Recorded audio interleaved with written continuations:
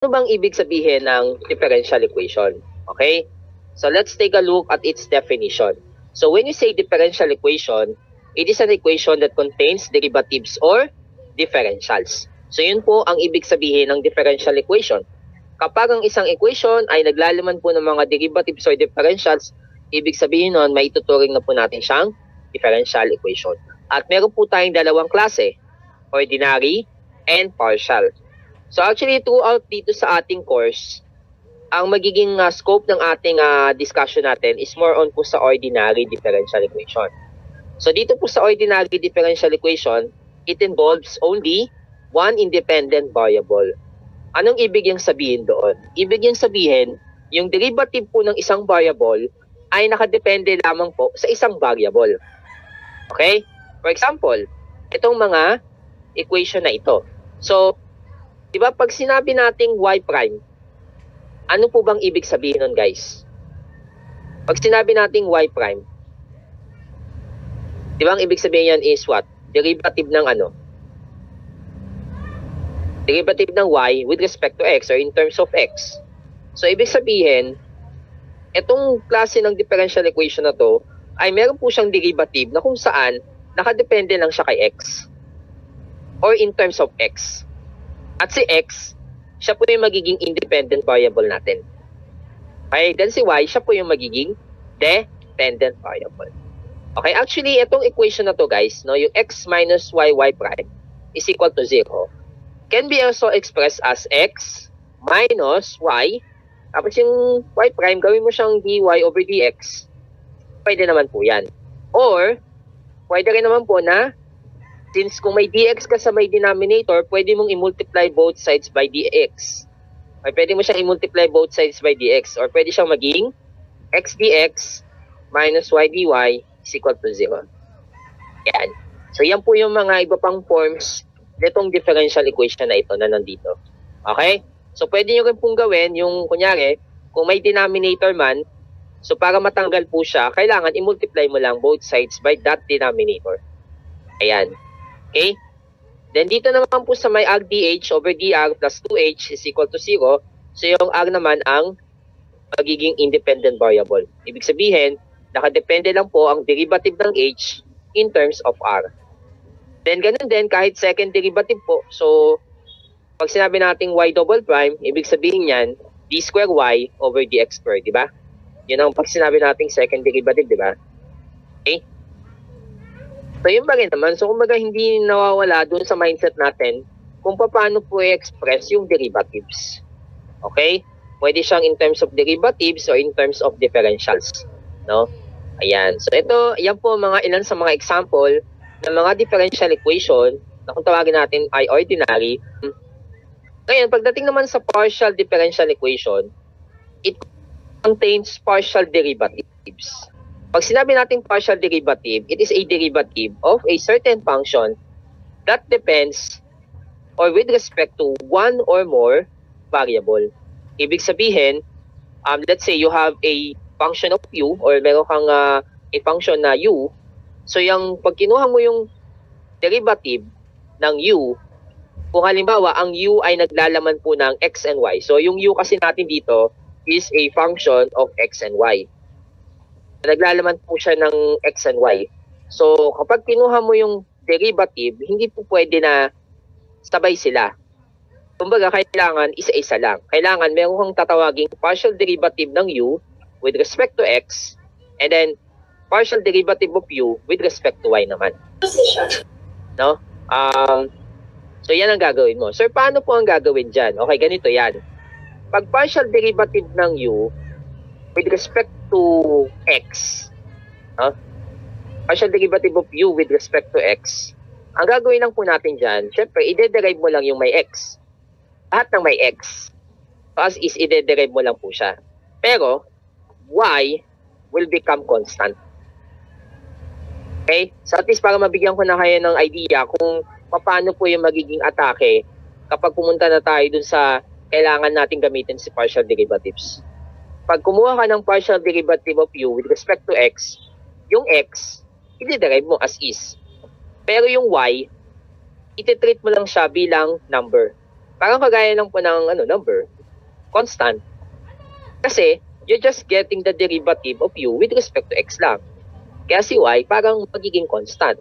Kaya kung halimbawa, meron dun sa function ng u or dun sa function ng u na meron kasama, kunyari may minus 2y, tapos kailangan mong hanapin yung partial derivative ng u with respect to x, so magiging 0 yun. Kasi iti-treat mo siya as constant. Okay?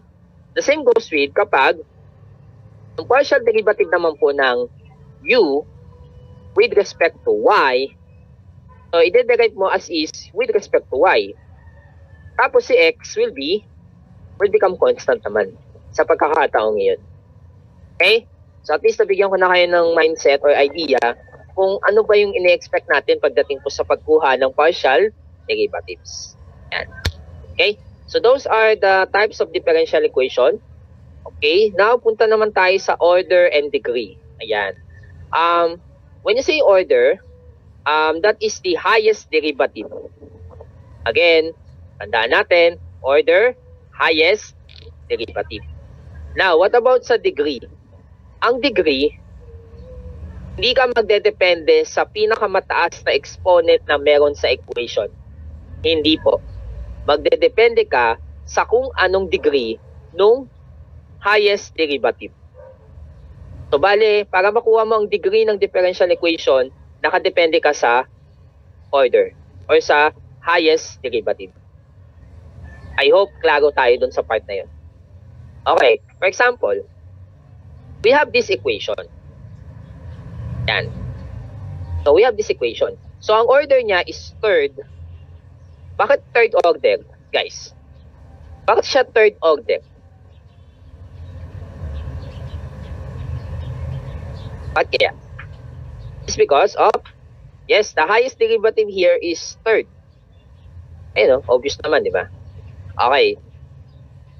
Ngayon, yung degree, kung ano po yung exponent ng order. Ngayon, tingnan natin yung order natin, itong derivative na to, yung third derivative. Meron pa po ba tayong ibang nakikitang number bukod dun sa 3? Meron pa ba tayong ibang nakikitang number bukod sa 3?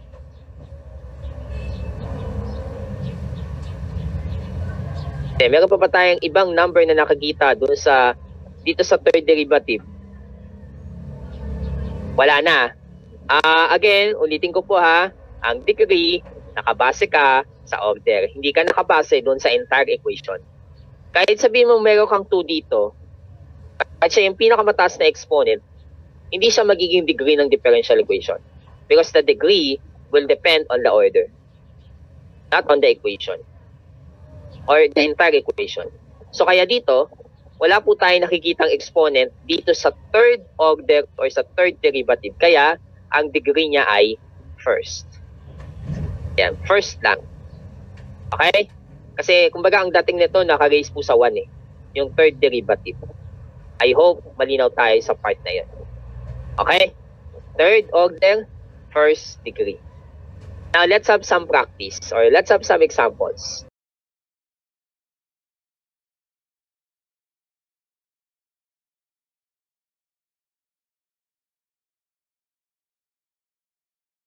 Sir, bakit kaya ganun? No? Bakit ganun yung naging approach dun sa dalawang items natin? No? Bakit yung isa, second order, third degree, yung isa naman, third order, undefined degree?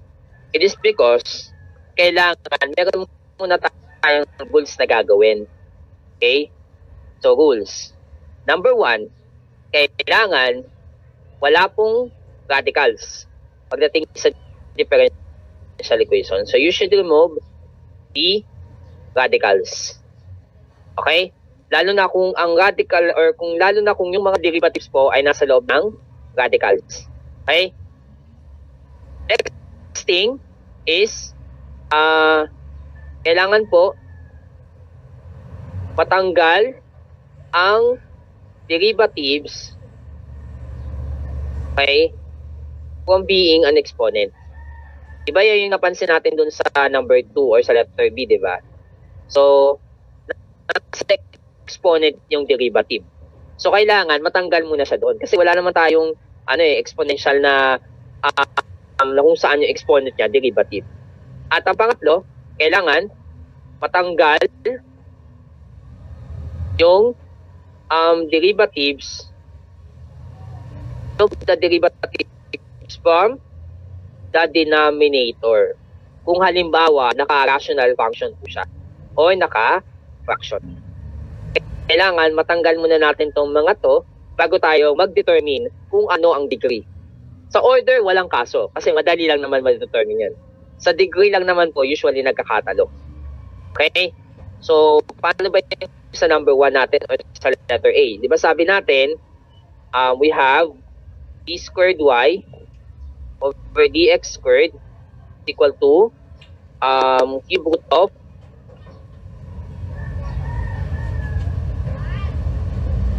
cube root of cube root of 1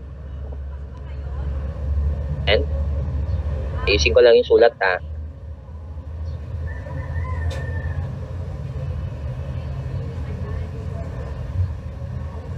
So, cube root of 1 plus dy over dx. Yan, squared. No? So, yan yung ating given. So, sabi ko nga, kailangan matanggal na natin yung mga differentials or derivatives sa radical. So, what we're going to do is to get the cube both sides. Yan, cube lang natin yung both sides so that we can have this one. So, para maging d squared y over dx squared raised to 3 is equal to 1 plus dy over dx yan, squared. Kaya po, ang naging resulta natin ay this is second order, third degree. Okay? So, ganun lang pala, sir. Dapat pala, bago namin i-determine kung anong degree, kailangan mag-simplify muna namin. Okay? Now, dun sa letter B, we have xe is to dy over dx, okay, being equal to or plus d squared na yun, d cube y over dx cube plus 2 is equal to 0. Okay. So, ang pinakamagandang gawin, guys, is first, i-transpose muna natin yung d cube y over dx cube plus 2. So, bali, pag dilipat mo siya, magiging negative of d cube y over dx cube plus 2. Ayan. And then after that, ililipat mo yung x. So, you're going to divide both sides by x so that you can have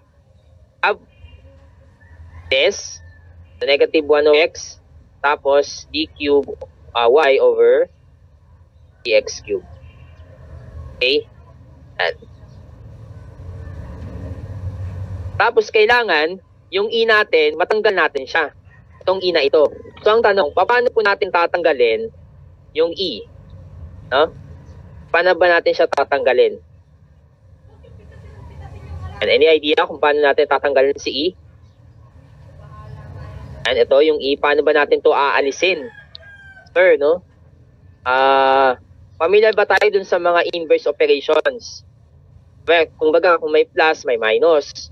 Kung times, may divide, di ba? So, what about yung sa e? Ano naman yung kanyang counterpart? Yan.